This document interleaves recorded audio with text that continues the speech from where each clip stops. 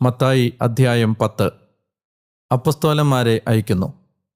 അവൻ തൻ്റെ 12 ശിഷ്യന്മാരെ വിളിച്ച് അശുദ്ധാത്മാക്കളെ ബഹിഷ്കരിക്കാനും എല്ലാ രോഗങ്ങളും വ്യാധികളും സുഖപ്പെടുത്താനും അവർക്ക് അധികാരം നൽകി. ആ 12 അപ്പസ്തോലന്മാരുടെ പേരുകൾ: ഒന്നാമൻ പത്രോസ് എന്ന് വിളിക്കപ്പെടുന്ന ശിമയോൻ, അവൻ്റെ സഹോദരൻ അന്ത്രയോസ്, സെബദിയുടെ പുത്രനായ യാക്കോബ്, അവൻ്റെ സഹോദരൻ യോഹന്നാൻ, പീലിപ്പോസ്, ബർത്തലോമിയോ, തോമസ്, ചുങ്കക്കാരൻ മത്തായി, ഹെൽപ്പയുടെ പുത്രൻ യാക്കോബ്, തദ്ദേവൂസ്, കാനാൻകാരൻ ശിമയോൻ, യേശുവിനെ ഒറ്റിക്കൊടുത്ത യൂദാസ് കറിയോത്ത.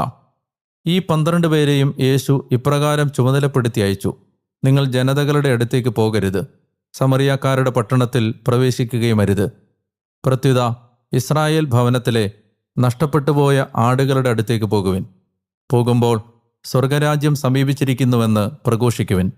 രോഗികളെ സുഖപ്പെടുത്തുകയും